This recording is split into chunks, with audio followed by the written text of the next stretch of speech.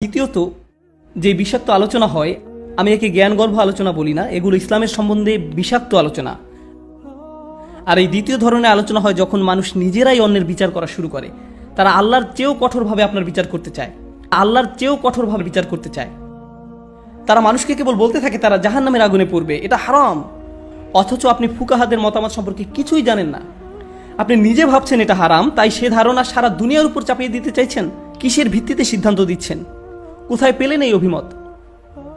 আমি একটা মজার ঘটনা বলি। আমার এক বন্ধু শেখ আব্দুল নাসের, আপনাদের কেউ হয়তো তাকে চিনতে পারবেন। শেখ আব্দুল নাসের আর আমি এক ডিনারে গিয়েছিলাম। ডিনারে আরও মানুষ ছিল আমাদের সাথে। তাদের মাঝে একজনের দাড়ি ছিল খুবই ছোট, লোকটার বেশ ছোট দাড়ি ছিল। একজনের দাড়ি ছিল খুবই ছোট, লোকটার দাড়ি বেশ ছোট ছিল। এই ভাইটার পাশের জনের আবার লম্বা দাড়ি ছিল। লম্বা দাড়িওয়ালা ভাইটা ছোট দাড়িওয়ালা ভাইটির দিকে তাকিয়ে বললেন, ভাই আপনার মুখটা তো হারাম। আর সে লোকটাকে ডিনারের টেবিলে অস্বস্তিতে ফেলে দিয়েছিল। আর আপনারা জানেন, যখন ফকিহ বিষয়ে আলোচনা হয় তখন আমি মুখ খুলি না, কারণ আমি ফকিহ নই, আমি আলিমও নই। কিন্তু শেখ আব্দুল নাসের আসলে একজন ফকিহ, আর তিনি তাদের কথা শুনছিলেন। বলা ভালো তাদের দুইজনেরই বয়স 20-এর বেশি নয়। ভাই আপনার মুখে এটা হারাম, হাদিসে বলা হয়েছে আপনার দাড়ি বড় করা উচিত। ঠিক তখন শেখ আব্দুল নাসের তার বারবিকিউ মাত্র মুখে তুলতে যাচ্ছিলেন, সেটা রেখে ছেলেটাকে সম্বোধন করলেন, ভাই আপনার এই হাদিসটা কোথায় পেয়েছেন?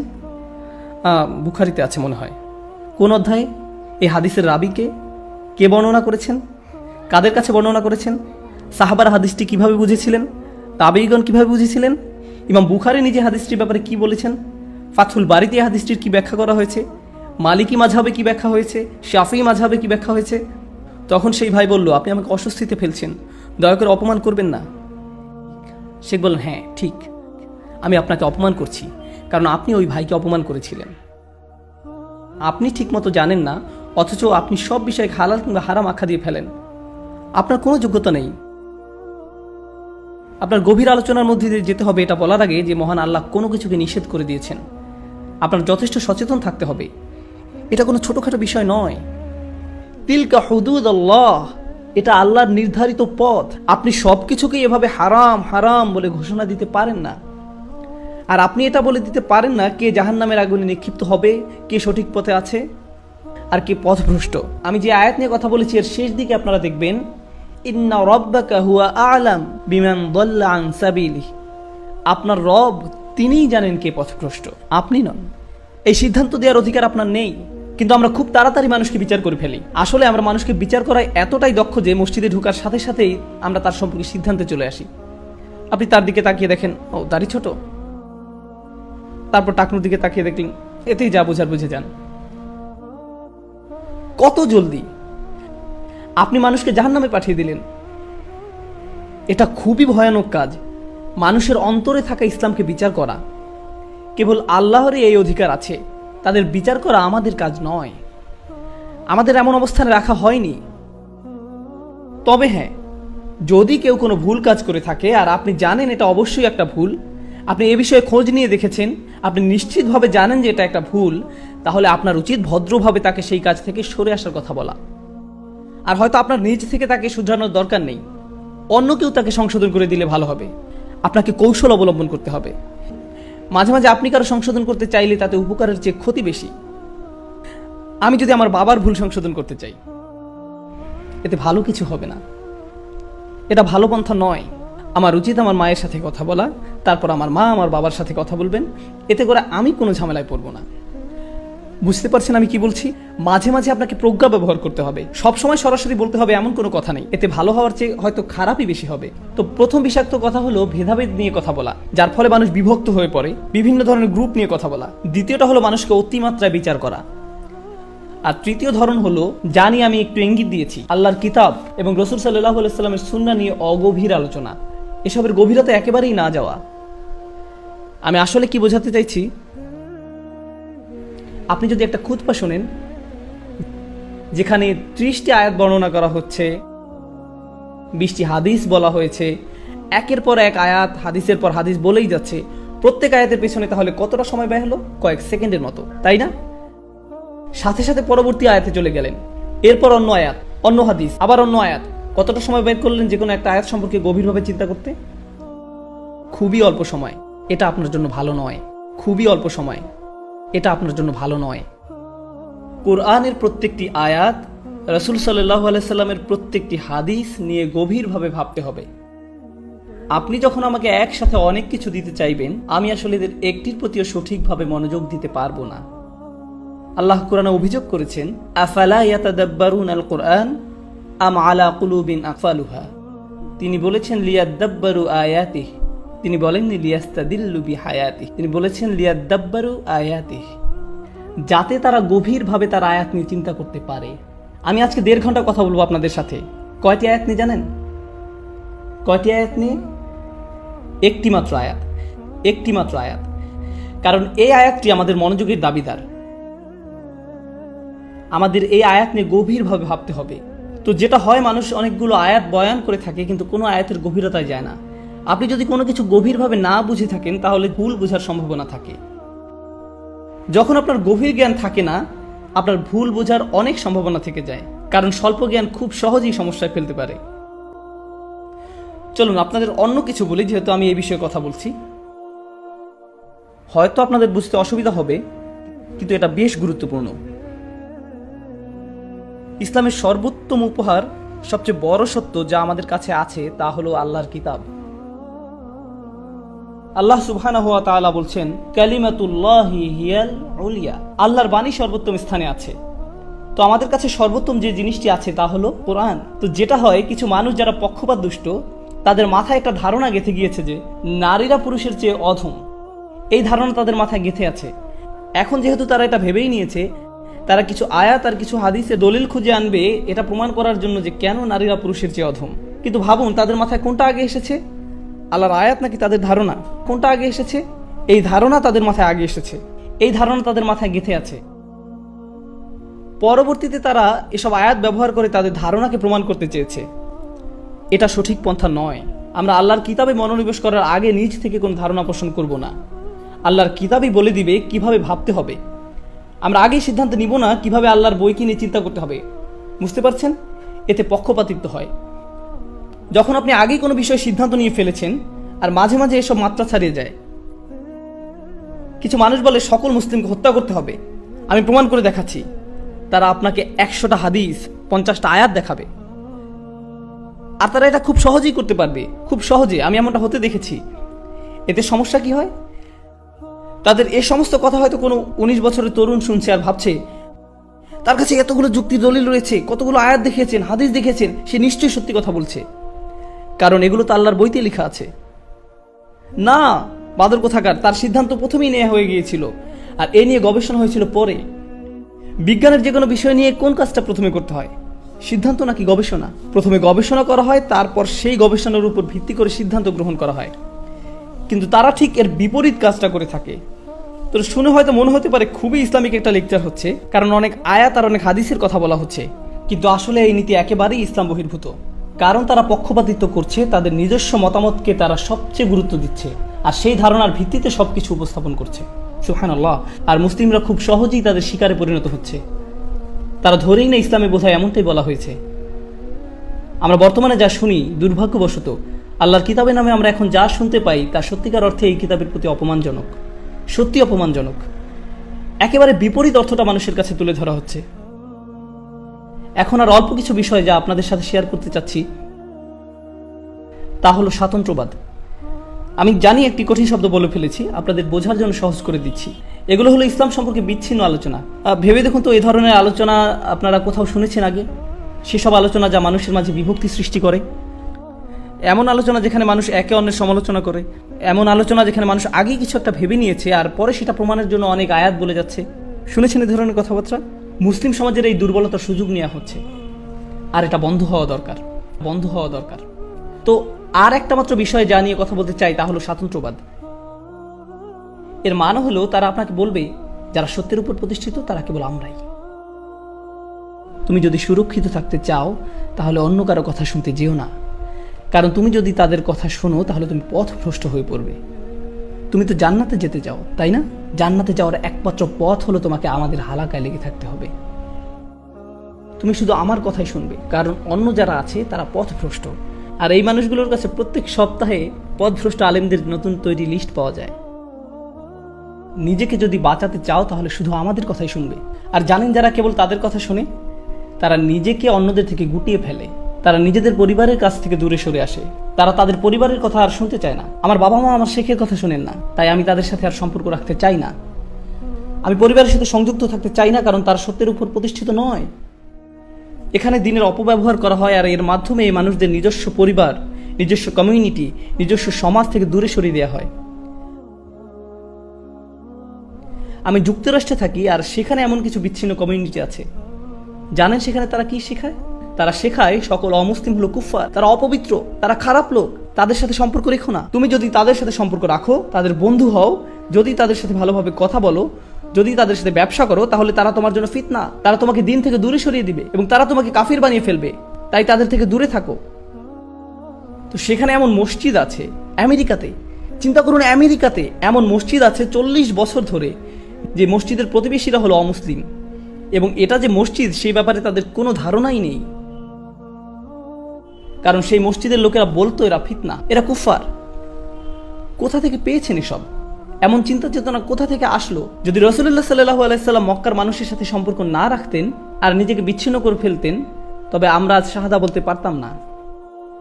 আমি একজন মুসলিম কারণ আমার বাবা একজন মুসলিম, তার বাবা একজন মুসলিম, তার বাবা একজন মুসলিম, তার বাবা একজন মুসলিম, কিন্তু তার বাবা একজন বৌদ্ধ। আমি এক বৌদ্ধ পরিবার থেকে এসেছি। আমি খুঁজে দেখেছি আমার প্র প্র প্র প্র পিতামহ একজন বৌদ্ধ ছিলেন, আর তিনি মুসলমান হয়েছিলেন। কেউ একজন তার সাথে কথা বলেছিলেন, তাকে নোংরা কিছু ভাবেননি। কেউ তাকে সৌজন্য বোধ দেখিয়েছিলেন, তাকে কেউ একজন মানুষের মর্যাদা দিয়েছিলেন, কেউ তাকে ভালোবাসা এবং সম্মান দেখিয়েছিল। এখানে হোটেলে আমি এলিভেটরে ছিলাম, আর এক ছেলে, কি যেন নাম তার, ঋত্বিক, খুব কঠিন উচ্চারণ, হ দিয়ে শুরু হয়, ঋত্বিক। জানা কথা, এটা কোনো মুসলিম নাম নয়, কিন্তু যেটা হয় আপনারা নেম প্লেটে নামটা পড়েন আর ভাবেন মোহাম্মদ লেখা আছে, তার মানে মুসলিম, আসসালামু আলাইকুম। কিন্তু হিন্দু নাম দেখলে বলেন থু, না, এমনটা উচিত নয়। আমি বললাম, ঋত্বিক, কি খবর আপনার? ভালো স্যার। কতদিন হলো কাজ করছেন? 4 মাস স্যার। চাকরি করতে কেমন লাগছে? খুব কঠিন। জানি, আসলেই খুব কঠিন। আর আমরা এভাবেই বন্ধু হয়ে গেলাম। আস্তাগফিরুল্লাহ, আমি এক কাফিরের সাথে কথা বলে ফেলেছি। শান্ত হন। এই দিন আমাদের অমুসলিমদের ঘৃণা করতে শেখায় না। এই দিন এসেছিল সকল মানুষকে তার সম্মান ফিরিয়ে দিতে। ওয়ালাকাদ কাররামনা বানি আদম। আল্লাহ বলছেন, আমি সম্মান দিয়েছি আদম সন্তানদেরকে। আমি আবারও বলছি, আল্লাহ কাদের সম্মান দিয়েছেন? আদম সন্তানকে। আদম সন্তানকে। তার মানে আদম আলাইহিস সালামের প্রত্যেক সন্তানকে সম্মান দেওয়া হয়েছে। কে দিয়েছেন এই সম্মান? আল্লাহ। আপনি তাদের অসম্মান করার কে? আল্লাহ তাদের মর্যাদা দিচ্ছেন, অথচ আপনি দিচ্ছেন না। আর আপনার ধারণা ইসলাম আপনাকে বলেছে তাদের অসম্মান করতে, ইসলাম বলেছে তাদেরকে খারাপ ভাবতে। আপনি সেই আয়াতটি বুঝতে পারেননি যেখানে আল্লাহ মুশরিকদেরকে নাজাস বলেছেন। আয়াতটি কোথায় আছে, কখন বলা হয়েছে, কোন সূরায় বলা হয়েছে, কিসের প্রেক্ষিতে বলা হয়েছে, কিভাবে এর প্রয়োগ করতে হবে, আমরা এইসব কিছুই জানতে চাই না, কারণ আমরা শুধু উপরে উপরে দেখেই খুশি। গভীরভাবে এ নিয়ে ভাবতে চাই না কেউ। আমাদের এত সময় নেই। এগুলো সবই প্রজ্ঞার বিপরীত। এখন আমরা কথা বলবো প্রজ্ঞা কি সে বিষয়। এতক্ষণ আমি নেতিবাচক কথা বলেছিলাম, কিন্তু এখন আমরা ইতিবাচক কথা বলবো। আমি কেন এভাবে কথাগুলো সাজিয়েছি? কারণ আমি চাই আপনারা এখান থেকে ইতিবাচক চিন্তা মাথায় নিয়ে যাবেন। নেতিবাচক ভাবনা নিয়ে কেউ ফিরে যাক, সেটা আমি চাই না। এখন মনোযোগ দিয়ে শুনুন। আমি শুরু করব যে আয়াত দিয়ে, তা হলো সূরা নাহলের অন্তর্ভুক্ত। সূরা নাহলের এই আয়াতে মানুষকে বিচক্ষণতার সাথে দাওয়াত দিতে বলা হয়েছে। আমি অন্য যেসব আয়াত ব্যবহার করে এই আয়াতটি ব্যাখ্যা করব, সেগুলো সবই সূরা নাহলের অন্তর্ভুক্ত। একই সূরা থেকে এই সব আয়াত বলবো। আর এই সূরার একদম শেষ দিকে বলা হয়েছে মানুষকে বিচক্ষণতার সাথে দাওয়াত দিতে। আর এই সম্পূর্ণ সূরা জুড়ে আল্লাহ উদাহরণ দিয়ে বলেছেন কিভাবে মানুষকে দাওয়াত দিতে হবে। এই সূরাতেই সেই শিক্ষা দেওয়া হয়েছে কিভাবে বিজ্ঞতার সাথে মানুষকে দাওয়াত দিতে হবে। তো আমি আপনাদেরকে বলে একটি উদাহরণ দিব, মনোযোগ দিয়ে শুনুন, কারণ আমি আপনাদের পরীক্ষা করব। হ্যাঁ, পরীক্ষা করব। আমি জিজ্ঞেস করব আর আপনাদেরকে জোরে প্রশ্নের উত্তর দিতে হবে। আল্লাহ বলছেন তিনি আকাশ থেকে পানি বর্ষণ করেন। আনজালা মিনাস সামাই মাআন। তিনি আকাশ থেকে পানি বর্ষণ করেন। আনজালা মিনাস সামাই মাআন ওয়াজ-যাইতুন ওয়ান-নাখিলা ওয়াল-আ'নাব ওয়া মিন কুল্লিস সামারাত। এখন দেখি আপনাদের ভোকাবুলারি কতটা মজবুত। জাইতুন মানে কি? জাইতুন মানে কি? ভাইয়েরা জিতে গিয়েছে। ওয়ান-নাখিল খেজুর। ভাইদের পয়েন্ট 2, বোনদের 0। আল-আ'নাব আঙ্গুর, বোনেরা বসেছেন। অমিন কুল্লি সামারাত, অনেক ফল, ভাইরা আগে বলেছে, যদিও আপনারা মেয়েদের সেকশনে বসেছেন, তাও 3-1। এখন শুনুন, আল্লাহ বলছেন তিনি আকাশ থেকে পানি বর্ষণ করেছেন, আর এরপর তা থেকে জলপাই উৎপাদিত হয়েছে, পাম গাছ, খেজুর গাছ, আঙুর উৎপাদিত হয়, ক্ষেত খামার হয়, ফসল আসে, সব ধরনের ফসল। তারপর বলছেন সব রকমের ফল উৎপাদিত হয়। এখন মনোযোগ দিয়ে শুনুন, যদি আকাশ থেকে বৃষ্টি বর্ষিত না হতো তাহলে পৃথিবীতে কোনো জীবন থাকতো না? হ্যাঁ বা না? হ্যাঁ, এখানে কোনো জীবন থাকতো না যদি আল্লাহ আকাশ থেকে পানি বর্ষণ না করতেন। যদি আমরা লক্ষ্য করি যে জমিনে কি উৎপাদিত হয়, জমিনে কি শুধু এক ধরনের জিনিস উৎপাদিত হয় না বিভিন্ন জিনিস উৎপাদিত হয়? একই পানি কিন্তু হরেক রকমের ফল ফসল, হরেক রকমের ফল ফসল। এখন আমি এগুলোকে দুটি শ্রেণীতে বিভক্ত করব। প্রথমত কৃষি জমি। কৃষি জমিতে কি ফসল নিজে নিজেই জন্মে না কৃষককে এর জন্য পরিশ্রম করতে হয়? এক্ষেত্রে বৃষ্টির পানি যথেষ্ট নয়। বৃষ্টির পানি অবশ্যই দরকার আছে, কিন্তু শুধু এটাই যথেষ্ট নয়, কৃষককেও পরিশ্রম করতে হয়। আঙুর গাছ কোমল প্রকৃতির, এগুলো নিজে নিজে জন্মে না, কৃষককে এর জন্য কাজ করতে হয়। পাম গাছ সংবেদনশীল, আপনাকে যত্ন নিতে হয়, বাগানিকে এই গাছগুলোর যত্ন করতে হয়, শুধু বৃষ্টি যথেষ্ট নয়। বুঝেছেন? অন্য কথায়, চাষ করার ক্ষেত্রে কিছু নির্দিষ্ট ফসলে, যেমন জলপাই, সংবেদনশীল ফল, সংবেদনশীল গাছ, এসব ক্ষেত্রে যত্ন নিতে হয় এবং চাষি বা বাগানিকেও পরিশ্রম করতে হয়। কিন্তু যখন আল্লাহ বলছেন উনি সব ধরনের ফল ফলান, আপনি যদি দক্ষিণ আমেরিকার অ্যামাজন বনে যান এবং সেখানে শত শত হাজার হাজার লক্ষ লক্ষ একর বন গাছ, ওইসব গাছে কি ফল হয়? হ্যাঁ, কিন্তু সেখানে কি কোনো বাগানি আছেন, কোনো চাষি আছেন? না, এগুলো নিজে নিজেই বেড়ে ওঠে। তাই আমি যেটা বলার চেষ্টা করছি সেটা হলো, আল্লাহ যখন আকাশ থেকে বৃষ্টি পাঠান, মাটি থেকে অনেক জিনিস নিজে নিজে বেড়ে ওঠে, কিন্তু কিছু প্রাণ বেড়ে ওঠে আমাদের যত্নের কারণেও। এটা এক ধরনের পার্টনারশিপ বলা যায়। আর কিছু জিনিস বেড়ে ওঠে শুধুমাত্র আল্লাহর রহমতের কারণে। আপনারা এতটুকু বুঝেছেন? এখন আরো একটু এগিয়ে যাই। আমি বলি কেন আপনাদেরকে এই উদাহরণটা দিলাম। মনে রাখবেন, আমরা কোরআন থেকে কি শেখার চেষ্টা করছি? প্রজ্ঞা। এই উদ্দেশ্যে এত সব উদাহরণ দিলাম। এখন শুনুন, একই সূরা আল্লাহ আজ্জা ওয়া জাল্লা বলছেন, আমি আপনার প্রতি এজন্যই কিতাব নাজিল করেছি যাতে তাদেরকে পরিষ্কার বর্ণনা করে দেন যে এ বিষয়ে তারা মতবিরোধ করছে, এবং ঈমানদারদেরকে ক্ষমা করার জন্য। আমরা আপনার নিকট কিতাব পাঠাইনি। থামুন, উনি আগে বলেছেন উনি কি পাঠিয়েছেন আকাশ থেকে? বৃষ্টি। এখন উনি বলছেন কি পাঠিয়েছেন? কিতাব। তাই এখন তিনি কিতাবের সাথে কিসের তুলনা করতে চাচ্ছেন? বৃষ্টির। আল্লাহ বলছেন, আমি এই কিতাবকে অবতীর্ণ করেছি যেন তারা বিভেদগুলোর মীমাংসা করতে পারে, যেন এটা তাদের জন্য পথ প্রদর্শক আর রহমত হয়ে যায়। যখন বৃষ্টির মতো আল্লাহর কিতাব নাজিল হয়, বৃষ্টির পানি মাটির ভেতরে প্রবেশ করে আর আল্লাহর আয়াত প্রবেশ করে মানুষের অন্তরে। এখন মাটি আগে শুষ্ক ছিল, ঠিক আছে, এবং বৃষ্টির কারণে কি হলো? এটাতে প্রাণের সঞ্চার হলো, এবং মানুষজনের অন্তরও আসলে মৃত ছিল, এবং আল্লাহর কিতাবে এমনই প্রভাব যে সেটি এই মৃত অন্তরকে জাগিয়ে তোলে। মুসলিম কমিউনিটির অনেক সমস্যা থাকতে পারে, মিথ্যা কথা বলা হতে পারে, চুরি করা, প্রতারণা করা হতে পারে, আল্লাহর কিতাব ভুলে গেছি আমরা, আমাদের তরুণরা নামাজ পড়ে না, তাদের অন্তর্জাল নোংরা জিনিসে আসক্ত, তারা মুভি দেখে, আমাদের রাজনৈতিক সমস্যা আছে, আমাদের সামাজিক সমস্যা আছে, আমাদের অর্থনৈতিক সমস্যা আছে, নৈতিক সমস্যা আছে। ও মাই গড! কিন্তু একটা ব্যাপার কি জানেন?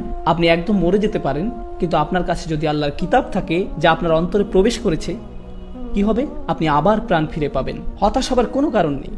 আমি আপনাদেরকে প্রথমেই হতাশ করেছি যে আমাদের কত সমস্যা, কিন্তু আপনারা জানেন আমাদের একটা সমাধান আছে। ওই সমাধানটা কি? আল্লাহর কিতাব। এবং যখন এটা আপনার অন্তরে ঢুকবে, এমন হয়তো ছিল যে আপনি একদম মৃত ছিলেন, কিন্তু আল্লাহ আপনাকে আবার জীবিত করে ফেলবেন। উনি এমন অন্তরের কথা বলেছেন যেটা শক্ত হয়ে গেছে। ফাকাসাত কুলুবুহুম ওয়া কাসীরুম মিনহুম ফাসিকুন। তাদের অন্তর শক্ত হয়ে গেছে আর তাদের অনেকেই ফাসিক হয়ে গেছে। তার ঠিক পরের আয়াতে আল্লাহ বলছেন, ইআলামু আন্নাল্লাহা ইউহিল আরদা বা'দা মাউতিহা। তোমাদের জানা উচিত আল্লাহ মৃত ভূমিতেও প্রাণ ফিরিয়ে আনেন। আল্লাহ এই মৃত উম্মার মাঝেও প্রাণ সঞ্চার করবেন, আপনাকে শুধু পানি দিতে হবে। আর এই উম্মার জন্য পানি কি? তা হলো কোরআন। আর এই উম্মার মাঝে যদি প্রাণ ফেরত না আসে, এর অর্থ হচ্ছে আমরা সঠিকভাবে পানি দিচ্ছি না। এটার তাই মানে। আমি আপনাদেরকে আগেই বলেছি, যখন বৃষ্টি পড়ে তখন কয় ধরনের গাছ হয় তা থেকে? 2। এক ধরনের গাছের জন্য আপনাকেও কাজ করতে হবে, মনে আছে? এবং অনেক ধরনেরগুলো কেমন হয়, নিজে নিজেই। জঙ্গলের মাঝখানে একটা আপেল, জঙ্গলের মাঝখানে একটা কমলা, এরা নিজে নিজেই হয়েছে, আমাদের সেখানে কিছু করার নেই। ঠিক একইভাবে এমনকি আজকের দিনেও এমন লোক আছে যারা ইসলাম গ্রহণ করেছে, কিন্তু আপনি তাদেরকে কোনো দাওয়াত দেননি, আপনি কোনো চেষ্টা করেননি, আপনি কিছুই করেননি। আল্লাহ শুধু তাদের অন্তরে পানি দিয়েছেন এবং তারা নিজে নিজে ইসলামে এসেছে, নিজে নিজে ইসলামে এসেছে। এটা এখনকার সময়ও হয় এরকম নাকি না? ঠিক জঙ্গলের মাঝে যেভাবে ফল জন্মে সেরকম, কোনো মানুষ্য চেষ্টা ছাড়াই, শুধুমাত্র আল্লাহর ইচ্ছার দ্বারা। এমন অনেক লোক আছে যারা শুধুমাত্র ইসলাম গ্রহণ করেছে আল্লাহর ইচ্ছায়। আমি চমৎকৃত হয়ে যাই, হতভম্ব হয়ে যাই। কখনো কখনো কোনো ইমেল দেখে, কখনো কোনো আলোচনা থেকে আমি মাঝে মাঝে শকড হয়ে যাই। এখন আমার মাথা বেজে যাচ্ছে, আমি ফিরছিলাম আমার পরিবারের সাথে এক এয়ারপোর্টে, এবং সেখানে একজন ফ্লাইট অ্যাটেন্ডেন্ট ছিলেন। এটা ম্যারিল্যান্ডের ঘটনা। ফ্লাইট অ্যাটেন্ডেন্ট হেঁটে গেল। আপনারা জানেন ওরা কীরকম পোশাক পরে। আমি আমিরাতের ফ্লাইট অ্যাটেন্ডেন্টের কথা বলছি না, আমি বলছি স্প্রিট এয়ারলাইনের মতো আমেরিকান ফ্লাইটের অ্যাটেন্ডেন্টের কথা। সে হেঁটে যাচ্ছিল আর আমাকে বললো, আমি তোমার ভিডিওগুলো দেখেছি, দোয়া করো যেন আমি দ্রুত একজন মুসলিম হয়ে যেতে পারি। আমি ভাবলাম, ওয়াও, এটা কিভাবে ঘটলো? আমি তো তাকে দাওয়াত দিইনি, আমি তো তাকে চিনিও না, আমি তার দিকে কোনো পদক্ষেপ নেইনি। আমি শুধুমাত্র কোরআন নিয়ে পড়াশোনা করেছি আর ইউটিউবে একটি ভিডিও পোস্ট করেছি। বাকি সব কিছু কে করলো তার জন্য? আল্লাহ পাক করেছেন। তিনি মানুষের হৃদয়ে বৃষ্টি ঝরাতে পারেন, আমি কিছুই করিনি। এটা ওই মহিলার প্রতি আল্লাহ পাকের উপহার। আল্লাহ পাক আমাকেও যেন পুরস্কৃত করেন, যদিও আমি কিছুই করিনি। আল্লাহ পাক তাকে ইসলামের পথে নিয়ে আসুক। এরকম শত শত হাজার হাজার মানুষ আছে। এক খ্রিস্টান মহিলা গত সপ্তাহে আমাকে ইমেল করলো। চার্লি হেবডো ঘটনার কথা শুনেছেন? উনি টেক্সাসের বাসিন্দা। চার্লি হেবডো যখন হলো তখন উনি জাপানের টোকিওতে। উনি বলছিল যে কে এই নবী যাকে নিয়ে তারা এত মশকরা করছে। আমি বেশ উৎসুক হলাম। আমি ইউটিউবে ভিডিও খোঁজা শুরু করলাম আর আপনার ভিডিওগুলো পেলাম, দেখতে শুরু করলাম। আমি এত ভিডিও দেখেছি আপনার যে আমার ফোনের নেট প্যাকেজ শেষ হয়ে যায়। ট্রেনে বসে বসে দেখি। আর ইমেলটা শুরু হলো এভাবে যে আমি একজন খ্রিস্টান মহিলা, এবং ইমেলের শেষে সে লিখেছে, আপনাকে ধন্যবাদ আল্লাহ এবং তার রসুলের সাথে আমাকে পরিচয় করিয়ে দেবার জন্য। সুবহানাল্লাহ। মাঝে মাঝে আল্লাহ পাক কিছু দরজা খুলে দিবেন আর আপনি বুঝতেই পারবেন না যে কিভাবে হলো, হয়ে যাবে। এই অংশটা বোঝা একটু কঠিন, তাই আমি সবার মনোযোগ চাই। এটা একটু কঠিন অংশ এই বক্তব্যের মধ্যে। নৃতত্ত্ববিদরা বলে যে মানব জাতিকে বেঁচে থাকতে হলে তাদেরকে চাষাবাদ শিখতে হয়েছিল। বন থেকে খাবার জোগাড় করে মানুষ টিকে থাকতে পারতো না। তাদের অবশ্যই কোনো না কোনো উপায় খুঁজে বের করতে হয়েছে প্রচুর খাবার উৎপাদনের জন্য। আর সবচেয়ে ভালো উপায় হলো কৃষিকাজ। মানুষেরা সভ্য হলো, আর কৃষিকাজ যখন আসলো নগরায়ন আসলো, আর শহর যখন আসলো সভ্যতা আসলো। কিন্তু শুরু হয়েছিল কি দিয়ে? কৃষিকাজ। কৃষিকাজে আপনার একটা ফার্ম থাকে, আপনাকে পানিকে পথ দেখাতে হয়। পানি এমনি এমনি চলে আসে না, একটি ছোট খাল তৈরি করতে হয় খুঁড়ে, আর একটা উপায় বের করতে হয় পানি পৌঁছে দিতে। শুধু বৃষ্টির উপর নির্ভর করলে হয় না, আপনাকে পানি জমা করতে হয়, এরপর পৌঁছাতে হয়। একটি উম্মাহ হিসাবে আমরা একটি সভ্যতা নই কিনা? হ্যাঁ, আমরা যদি টিকে থাকতে হয়, শুধু বৃষ্টি যথেষ্ট নয়। বৃষ্টি আল্লাহ পাকের থেকে, কিন্তু আমাদেরকে পদক্ষেপ নিতে হবে তা জমা করার এবং সঠিক জায়গায় পৌঁছে দেবার জন্য। আর মানুষকে দেবার আগে আমি বলবো এটা আমাদের নিজেদেরকে দিতে হবে। 19 বছর বয়সে আমি যখন প্রথম কোরআন ভালোভাবে পড়তে আর বুঝতে শুরু করলাম, আমার মনে হয়েছিল গত 19 বছর ধরে আমার সঙ্গে প্রতারণা করা হয়েছে। আমি তো সারা জীবন মুসলিম ছিলাম, কোরআনের ব্যাপারে আমি আগে কেন জানলাম না? আমার স্কুলে কেন শেখায়নি? আমার বাবা মা কেন শেখায়নি? আর তারা নিজেরাও কেন জানতো না? তারা কেন সেই শিক্ষা পায়নি? আমার প্রতিবেশীরা কেন জানে না? পৃথিবীর জনসংখ্যার 5 ভাগের 1 ভাগ আমরা। প্রচুর অমুসলিম আমাদের থেকে বেশি জানে কোরআন সম্পর্কে। এটা কিভাবে সম্ভব? কিভাবে সম্ভব? একজন মুসলিম হিসাবে আমি কেন একই ধারণা করে বসে থাকবো যা কিনা অমুসলিমরা করছে? অমুসলিমরা বলে ইসলাম কঠোর, তারা বলে যে এটির কোনোই গুরুত্ব নেই, তারা মোটেও প্রভাবিত নয় এটি দ্বারা। আমি কেন সেই একই ভাবনা পোষণ করব? কিছু পরিবর্তন করতেই হবে। আমাদের এখন লালন পালন করতে হবে, এই বাণী আমাদেরকে ছড়িয়ে দিতে হবে। তো আমরা বাকি কথাতে বলবো কিভাবে তা করতে হবে, কিভাবে এই বাণী আমরা ছড়িয়ে দিতে পারবো আমাদের নিজেদের জন্য, আমাদের ছেলে মেয়েদের জন্য এবং তাদের ছেলে মেয়েদের জন্য, সাথে পুরো মানব জাতির জন্য। আল্লাহ পাক বলেন আমন্ত্রণ করো। এখন আমরা আয়াত শুরু করছি। কি করতে বলেছেন? দাওয়াত দিতে। আচ্ছা, এখন বলেন আপনি কি কাউকে দাওয়াত দিতে পারেন যার প্রতি আপনার প্রচন্ড রাগ? আপনি কি রেগে রেগে বলেন, এই আজকে আমার বাসা তোমার দাওয়াত? আপনি এটা করেন না। আপনি যখন কাউকে দাওয়াত দেন, এটি বন্ধুত্বের লক্ষণ। বন্ধু সুলভ না হয়ে আপনি কাউকে দাওয়াত দিতে পারেন না। শুধু এই শব্দ দাওয়া, আমন্ত্রণ, আপনি যদি মানুষের সাথে বন্ধু সুলভ না হন, আপনার দাওয়াত দেওয়া উচিত না। আপনার ব্যক্তিত্ব যদি রাগী হয়, তাহলে গিয়ে কোরআন মুখস্থ বা অন্য কিছু করুন, কিন্তু অন্য কাউকে দাওয়াত দিতে দিন। আপনি যদি মানুষকে নিয়ে হতাশ হয়ে যান, তাহলে দাওয়া আপনার জন্য নয়। কারণ দাওয়া মানে কি? কাউকে নিমন্ত্রণ করা। আর কাউকে কোথাও আমন্ত্রণ জানাতে হলে কি হতে হয়? বন্ধু সুলভ। যদি কেউ রাগান্বিত স্বরে খুতবা দেয় আর আপনি তাকে জিজ্ঞেস করলেন সে এত রেগে যাচ্ছে কেন, সে যদি বলে, ভাই আমি দাওয়াত দিচ্ছি, ভাই আমি দাওয়াত দিচ্ছি, এভাবে দাওয়াত দিতে হয় না। আপনি কাউকে ভয় দেখালেন, এরপর নিমন্ত্রণ করলেন, এটাও কোনো আমন্ত্রণ নয়, বরং বলা হয় যে পালাও এখান থেকে। আল্লাহ বলেননি উদউ ইলাল ইসলাম, তিনি বলেছেন উদউ ইলা সাবিলি রাব্বিক। সাবিল মানে কি? পথ। মানে হলো আমন্ত্রণ করো তোমার প্রভুর পথে। সবাই তো জানেন পথ কি জিনিস। কেউ কি কখনো কাউকে কোনো পথের দিকে আমন্ত্রণ জানিয়েছেন? কোনো মানে নেই। আমরা তো কাউকে কোনো পথে আহ্বান জানাই না, কোনো গন্তব্যস্থলে তাদের আমন্ত্রণ জানাই। পথে তো জানাই না, জানাই গন্তব্যে। অথচ আল্লাহ পাক আমাদের বলছেন আমন্ত্রণ করতে একটি পথের দিকে। কত যে জ্ঞান আছে এই কথাটির পিছনে, আমি আশা করি আপনাদের ঠিকভাবে বুঝিয়ে বলতে পারবো, যাতে করে আপনারা মনে রাখবেন। কারণ এটি ইসলামের একটি বড় সত্য, যা কিনা লুকায়িত, মানুষ জানে না। মানুষ জানে না। যারা কোরআন নিয়ে পড়াশোনা করে, কোনো কোনো বোন বলে আমি কত শব্দ জানি না, কত সূরা মুখস্থ করা বাকি, তাজবিদ ঠিক মতো জানি না, এটা জানি না, ওটা জানি না, এতটুকু জানলে এরপর সব ঠিক হবে, কিন্তু আমি এখন কিছুই জানি না। মানুষ সবসময় চিন্তিত সংখ্যা নিয়ে, কত বেশি আর কত, আর কত কম, কত বেশি, কত বেশি আর কত কম। তারা শেষ করে ফেলতে চায় আর মনে করে এখনো তার কিছুই করতে পারেনি। আল্লাহ পাক যদি মানুষকে আমন্ত্রণ করেন একটি পথের দিকে, সবাই কি একই গতিতে আগাচ্ছে? না। কেউ খুব দ্রুত আগাচ্ছে, কেউ খুবই ধীরে, কেউ এতই ধীরে আপনি তাদের কোনো অগ্রগতি দেখতে পাবেন না। এতই ধীরে, স্পিডোমিটারে এটি ধরাই পড়বে না। এতই ধীরে, কিন্তু তারাও ঠিকই আগাচ্ছে। সমস্যাটি হলো আমরা চাই সবাই একই গতিতে আগাক। তুমি তার মতো হও, আপনি ওনার মতো হন। বাবা মারাও ঠিক একই কাজ করেন। একজন যখন আরেকজনের চেয়ে একটু ভালো করে, তুমি কেন তোমার বোনের মতো হলে না? তারা একই নয়, এক একজন তার নিজের পথে। আপনি আল্লাহকে বলছেন পথ মিলিয়ে দিতে, আপনি মানুষকে পথ একত্র করার দিকে ডাকছেন, গন্তব্যের দিকে নয়। আল্লাহ পাক আমাদের শুধু পথে আসতে বলছেন, পথের এই যাত্রা উপভোগ করতে বলেছেন। অনেক মানুষ আমার কাছে এসে বলে আমি কিভাবে আরবি দ্রুত শিখতে পারি, কিভাবে আমি পুরো কোরআন একেবারে শেষ করে ফেলতে পারি। আমি বলি এত ব্যস্ততা কেন? আমি কি খুব শীঘ্রই মারা যাবেন? সময় আছে, ধৈর্য ধরুন।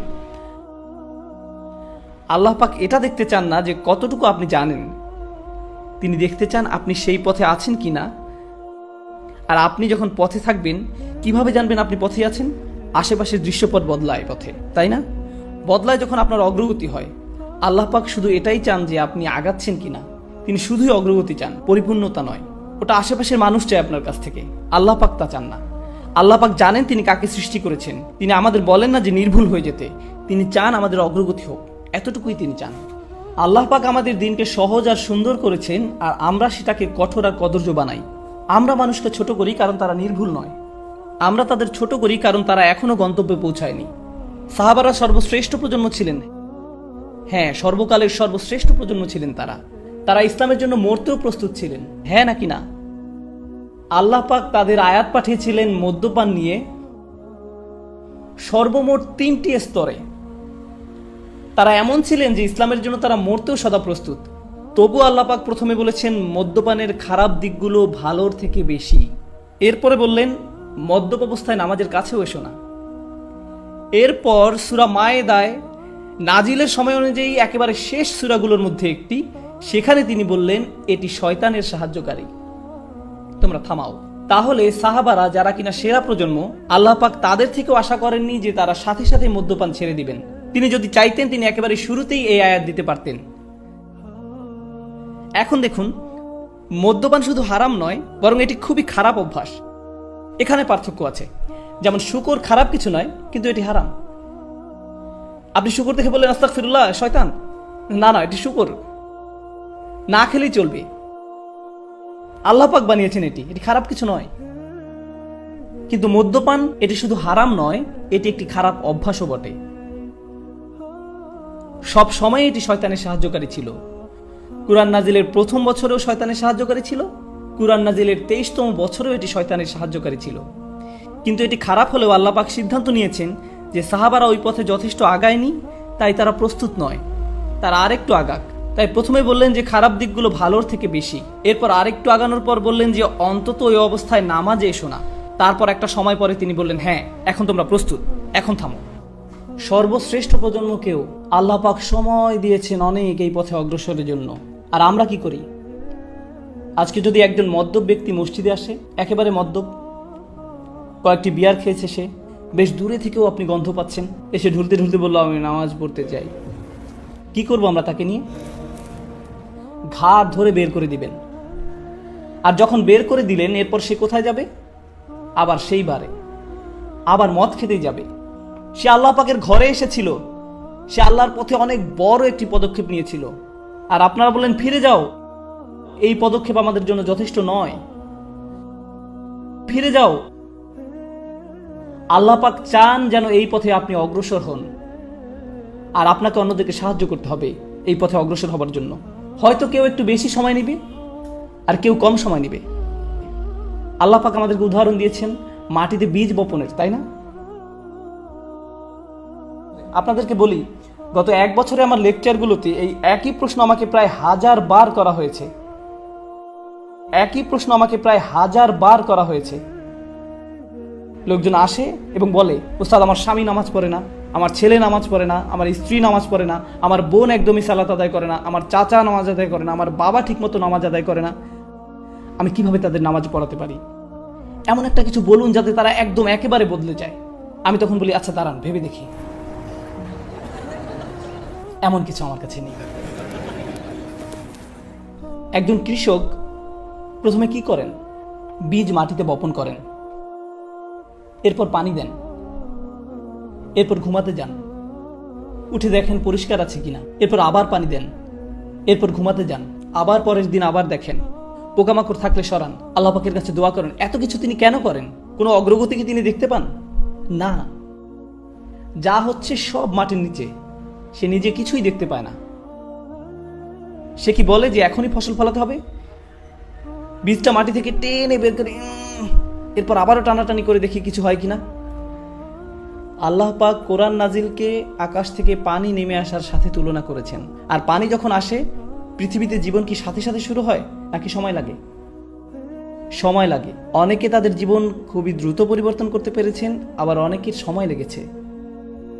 সময় লাগে। হযরত আবু বকর রাদিয়াল্লাহু তাআলা আনহু সাথে সাথে নিজেকে পরিবর্তন করতে পেরেছিলেন, কিন্তু অনেক সাহাবার সময় লেগেছে।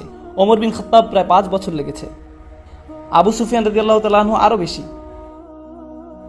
এক রাতেই সবকিছু হয়ে যায় না।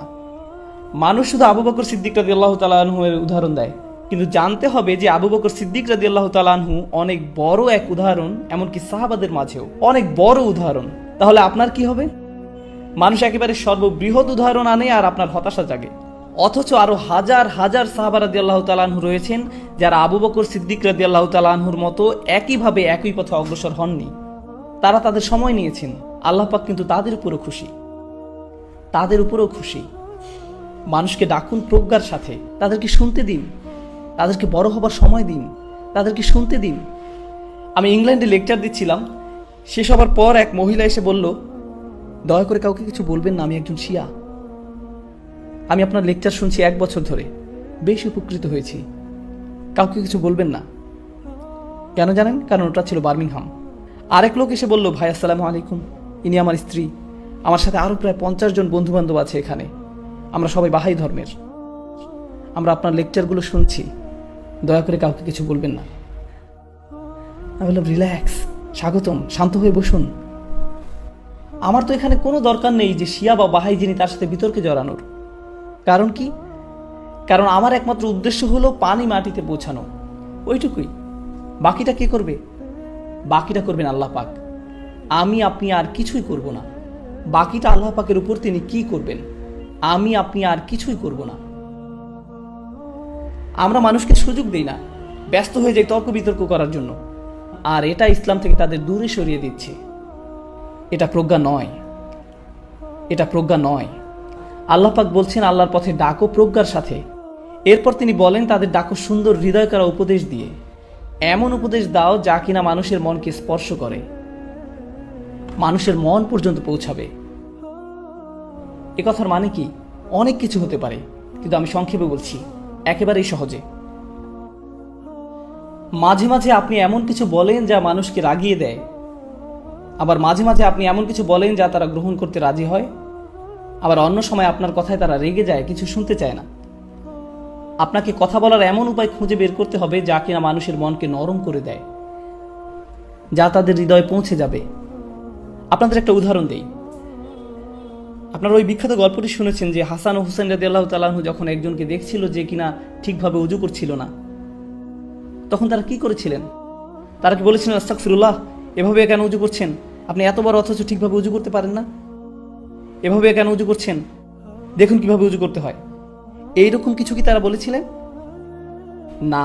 তারা যদি তা করতেন তাহলে ওই ভদ্রলোক বেশ মন খারাপ করতে পারতেন। তারা কি করেছেন? তার পাশে গিয়ে নিজেরা উজু করা শুরু করলেন। আর এটা তার মনে গাঁথল যে এই ছোট ছোট ছেলেরা এত সুন্দর করে সময় নিয়ে উজু করছে, আমারও ওদের মতো সময় নিয়ে ভালোভাবে উজু করা উচিত। তারা কি করলো? এখানে তারা প্রজ্ঞা ব্যবহার করলো আর সুন্দর উপদেশ দিল যা কিনা মানুষের মনকে স্পর্শ করলো। এমন উপদেশ যা কারো মনকে নরম করে দেয়, এমন নয় যা কারো মনকে আরো শক্ত করে দেয়।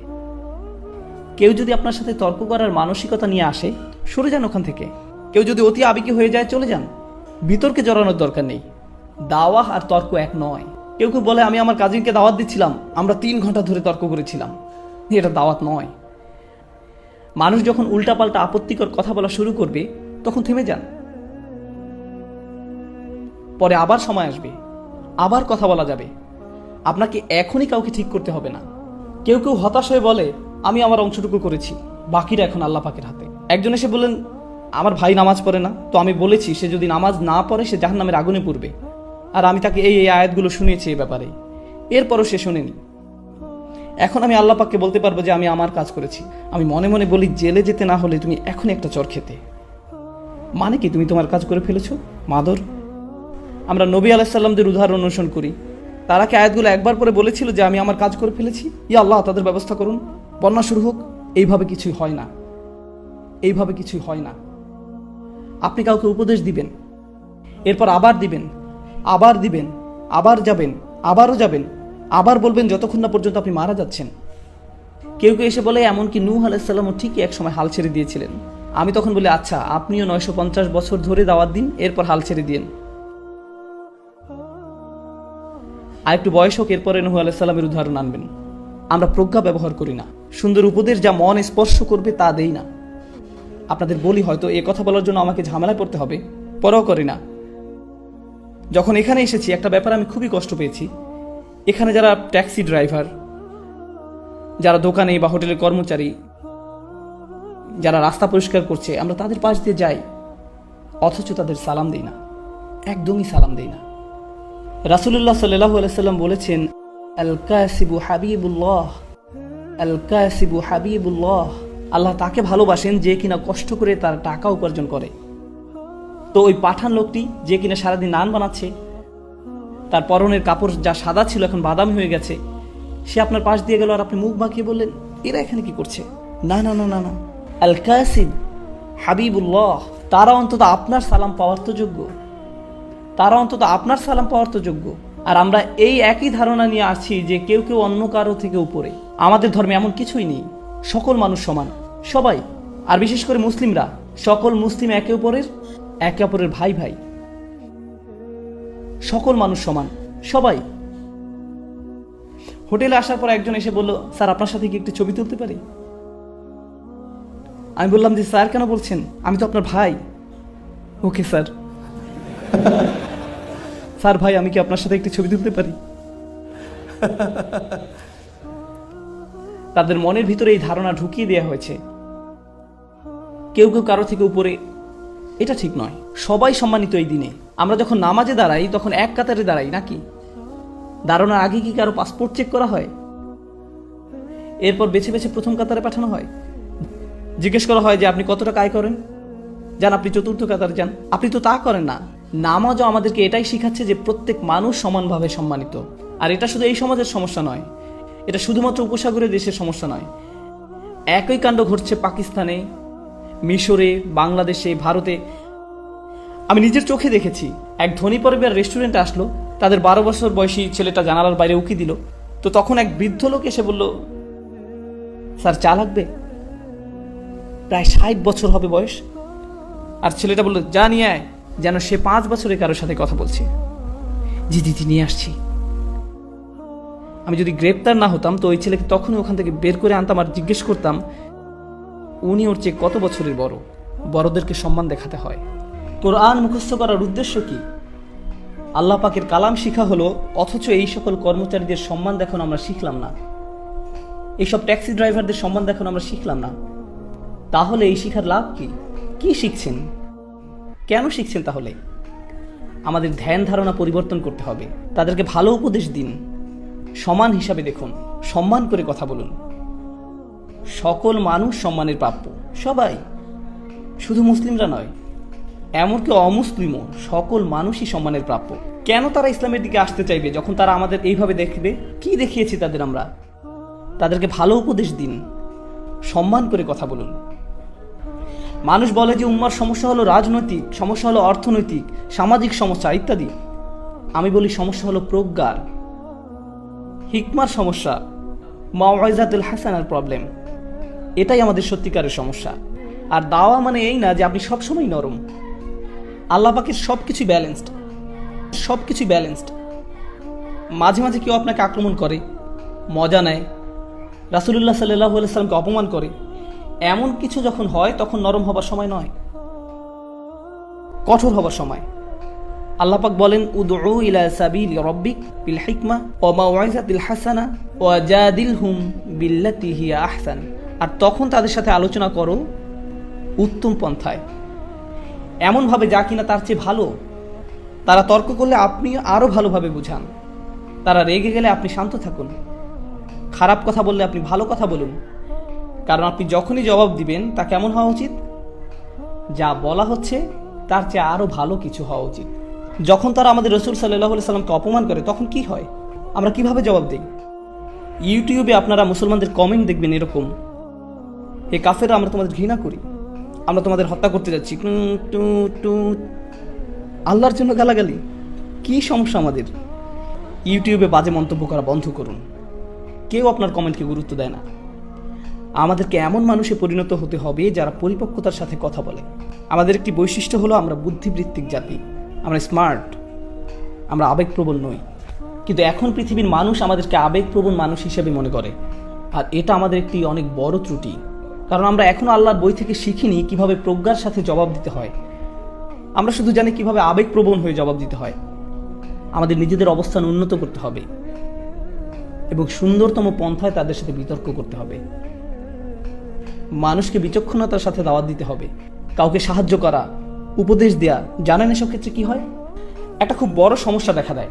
আমি যখন কাউকে উপদেশ দিচ্ছি, সমস্যা হলো মাঝে মাঝে আমি এটা ভেবে ফেলি যে আমি তার চেয়ে উত্তম, আমি ভাবি তার থেকে আমি ভালো, তাই তার আমার উপদেশের দরকার। আর এটা বেশ বড় সমস্যা, বিশেষ করে আপনি যখন উপদেশ দিতে অভ্যস্ত হয়ে পড়েন। আপনি যে ভেবে বসেন আপনি অন্যদের চেয়ে অনেক ভালো। শুনুন, আমার কাছে এই মাইক আছে, 18টা ক্যামেরাম্যান আমার দিকে ক্যামেরা তাক করে রেখেছে, কিন্তু এসবের কোনো মূল্য আমার কাছে নেই। আমি কোনো অংশে আপনাদের চেয়ে উত্তম নই, আর আপনিও আমার চেয়ে উত্তম নন। শুধু আল্লাহই বলতে পারেন কে কার চেয়ে উত্তম, শুধুমাত্র আল্লাহ জানেন। এসব কোনো মর্যাদার মানদণ্ড নয়, তা হতে পারে না। আল্লাহ কি বলছেন? ইন্না রাব্বাকা হুয়া আ'লাম বিমান দাল্লা আন সাবিলিহি ওয়া হুয়া আ'লামু বিল মুহতাদিন। আপনার রব, তিনি একমাত্র জানেন কে পথ হারিয়েছে, কে পথ ভ্রষ্ট হয়েছে সঠিক পথ থেকে। আল্লাহ ভালো জানেন আমি বিপথে আছি না আপনি। আমি তো এটাও জানি না আমি নিজে সঠিক পথে আছি কিনা, এতটুকু জ্ঞান আমার নেই। আপনাকে পথ নির্দেশনা দেওয়ার আগে আমার বুঝতে হবে আল্লাহ একমাত্র জানেন আমার মর্যাদা কতটুকু। আল্লাহ একমাত্র জানেন আমার মর্যাদা কতটুকু, আমার আসল অবস্থান কোথায়। তো আমাকে আল্লাহর সামনে নত থাকতে হবে অন্য কাউকে উপদেশ দেওয়ার আগে। আমি কখনো বলি না সুবহানাল্লাহ, এই লোকগুলো পুরোপুরি বিভ্রান্তির মধ্যে আছে, আমার এদেরকে সাহায্য করতে হবে। এটা ভাববার আগে একটু থামুন, আমি তো নিজের অবস্থান কোথায় তাও জানি না। আর দ্বিতীয়ত, যখন কাউকে উপদেশ দিচ্ছেন অথচ তারা আপনার কথা শুনছে না, তারা সেভাবে পরিবর্তিত হচ্ছে না যেভাবে আপনি চাইছেন, তাদের কোনো রূপান্তর দেখা যাচ্ছে না, এর মানে কিন্তু এই না যে তারা পথভ্রষ্ট। হয়তো কোনো বীজ বেড়ে উঠছে কিন্তু আপনি তা দেখতে পাচ্ছেন না। তবে আল্লাহ জানেন ভিতরে কি হচ্ছে, আমরা শুধু জানি বাহিরে কি হচ্ছে। আর বাহিরেরটা দেখি আমরা অধৈর্য হয়ে পড়ি, আর ভিতরে কি হচ্ছে সে ব্যাপারে কোনো খেয়াল করি না। আর আপনাদের প্রতি এটা আমার শেষ মন্তব্য, এই কথা দিয়ে আজ শেষ করতে চাই, কারণ এটা এই উম্মতের সবচেয়ে গুরুত্বপূর্ণ সমস্যাগুলোর একটি। আজকের এই উম্মতের সবচেয়ে বড় সমস্যা হলো জ্ঞানের অভাব। এই অভাবের উপস্থিতি বোঝা যায় যখন আমরা বাহ্যিক দিক দেখে ব্যতিব্যস্ত হয়ে পড়ি, অথচ অন্তর্গত বিষয়গুলো নিয়ে ভাবি না, এমনকি ইসলামিক কর্মকাণ্ডেও না। একটা ছেলে খুব ভালো কারণ সে সম্পূর্ণ কোরআন মুখস্থ করে ফেলেছে, কিন্তু এটা তো বাহ্যিক বিষয়। একজন ভালো মানুষ সেই যার অনেক ইলম আছে, এটাও তো বাহ্যিক বিষয়, অন্তর্গত বিষয় নয়। আপনার অনেক ইলম থাকা সত্ত্বেও আপনি একজন জঘন্য মানুষ হতে পারেন, এটা সম্ভব, তাই না? আপনি হতে পারেন একজন হাফিজ, কিন্তু আল্লাহ আর রাসূলের ব্যাপারে আপনি এক বিন্দু পরোয়া করেন না, সম্ভব এটা? অবশ্যই। কেউ হাফিজ হলেই যে সে ভালো মানুষে পরিণত হয় এমনটা নয়। হিফজ খুবই গুরুত্বপূর্ণ, আমার সন্তানরাও হিফজ চর্চা করে, কিন্তু হিফজ এই সমীকরণের খুবই ক্ষুদ্র একটা অংশ। আমাদের আগে অন্তরের সমস্যা দূর করতে হবে, এটাই সবচেয়ে গুরুত্বপূর্ণ বিষয়। অন্য সব কিছুর চাইতেও এর গুরুত্ব বেশি। কিছু মানুষ বলে যতক্ষণ না তোমার অনেক ইলম অর্জন হবে তুমি আল্লাহর কাছে কিছুই না। আমি তাদের বলি আমি জানি না আপনি কোন কোরআন পড়েছেন, কারণ এটা সেই কোরআনের শিক্ষা নয় যেটা আমি পড়েছি, এটা সেই কোরআনের বাণী নয়। রাসূলুল্লাহ সাল্লাল্লাহু আলাইহি সাল্লাম কোরআন তেলাওয়াত করছিলেন, আর সে সময় কিছু জিন সে পথ দিয়ে যাচ্ছিল। আপনারা জানেন গল্পটা?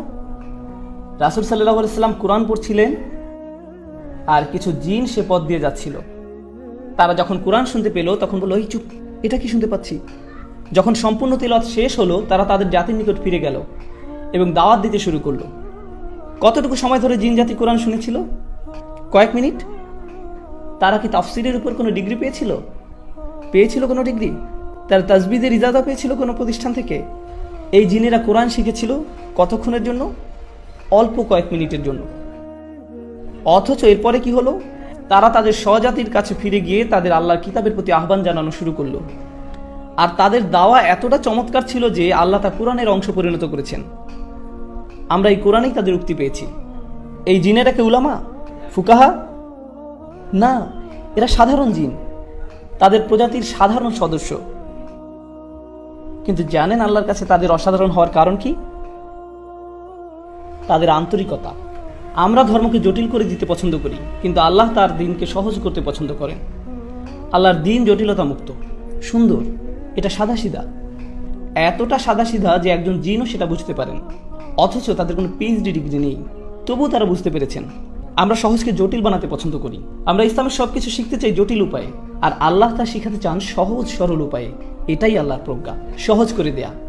আমরা জটিলতা তৈরি করি। কেউ কোরআন পড়ছে আর আমরা তাকে গিয়ে জিজ্ঞেস করি, আপনি কোথা থেকে ইজাজা পেয়েছেন? এটা কি হাফস আল আসিম নাকি ওয়ার্শ? আপনার তো কলকলা আরো লম্বা হওয়া উচিত ছিল। মাথ ঠিক করতে হবে। এরপর আপনি 3 বছর অতিবাহিত করবেন তাজবিদ শিখতে, অন্য সব কিছু বাদ দিয়ে। আপনি এই শিক্ষাকে কঠিন করেছেন। অতীতে কখনোই এমনটা হতো না, কখনোই না। আমরা দিন শিক্ষা কঠিন করে ফেলেছি। কেউ এসে বললো, আমি একজন মুসলিম। তাই নাকি? আপনি মুসলিম? আপনার আকিদা কি? আমার আকিদা, আমি একজন মুসলিম। কিন্তু আপনি কি বিশ্বাস করেন? লা ইলাহা ইল্লাল্লাহ। না, মানে আকিদার উপর কোন বইটা পড়েছেন? আমি তো কোনো আকিদার বই পড়িনি, আমি কেবল জানি আল্লাহ এক সত্তা। না ভাই, আপনার আকিদা শিখতে হবে, আপনাকে এর গভীরে যেতে হবে, গভীরভাবে বুঝতে হবে। থামুন, কিছুটা পিছের দিকে ফিরে যাই। ইব্রাহিম আলাইহিস সালাতু ওয়াস সালাম, কোরআনে তার ব্যাপারে কি বলছে শুনুন। তা কি কঠিন নাকি সহজ? সহজ। অথচ আমরা কি পছন্দ করি? সবচেয়ে সহজ জিনিসটাকে কঠিন করে দেয়া। আমরা এটা করতে খুবই ভালোবাসি। আমি বলছি না যে আকীদা পড়বেন না। যারা তালাবুল ইলম, যারা মুতামাইয়িজ হবেন, যারা এইসব ক্ষেত্রে শিক্ষার্থী হবেন, অবশ্যই আপনারা এসব পড়বেন, কিন্তু সাধারণ মানুষদের ছেড়ে দিন, তাদের জন্য এসব সহজ করে দিন। কারণ ইব্রাহিম আলাইসাল্লাম দিনকে সহজ রেখেছিলেন, সালিহ আলাইসাল্লাম সহজ রেখেছিলেন, ঈসা আলাইসাল্লাম সহজ রেখেছিলেন আল্লাহর প্রেরিত মানবতার শ্রেষ্ঠ শিক্ষক, সবচাইতে সেরা শিক্ষক আমাদের নবীগণ, আর তাদের শ্রেষ্ঠ কথাগুলোই কোরআনে স্থান পেয়েছে। আপনি ঈমান শিক্ষা দেওয়ার জন্য আল্লাহর বইয়ের চেয়ে ভালো বই পাবেন না, তা সম্ভব নয়। অথচ আল্লাহ ইসলামকে সহজ রেখেছেন আর আমরা কঠিন করে ফেলেছি। আল্লাহে আমরা তা করি। আমরা মানুষের প্রতি নির্দয়, অথচ আল্লাহ ক্ষমাশীল। একদম শেষে আমি যে ধারণা শেয়ার করতে চাই তা হলো আমাদের কোনো ভারসাম্য নেই। আমরা যেভাবে ইসলামকে মানুষের সামনে তুলে ধরি, এতে করে মুসলিমদের জন্য ইসলাম পালন করা কষ্টকর হয়ে দাঁড়িয়েছে। অনেক মুসলিমের ধারণা তারা সব কাজে আল্লাহর অবাধ্যতা করছে আর আল্লাহ শুধু তাদের শাস্তি দিবেন। আল্লাহ সব সময় তাদের উপর রেগে আছেন, অথচ আল্লাহ নিজেই বলছেন মা ইয়াফআলুল্লাহু বিআযাবিকুম। আল্লাহ তোমাদের শাস্তি দিয়ে কি করবেন? আল্লাহ আপনাদের শাস্তি দিতে চান না। আমাদের আবার এই দিনের রহমতের কথা প্রচার করতে হবে, এই কিতাবের রহমতের বাণী প্রচার করতে হবে, এই বৃষ্টির বর্ষণ হতে হবে। আবার বৃষ্টি আল্লাহ রহমতের এক নিদর্শন, তাই না? তাই কোরআন আল্লাহর প্রেরিত রহমত। শেষ বক্তব্য, কোরআন কিভাবে আমাদের জন্য রহমত সে ব্যাপারে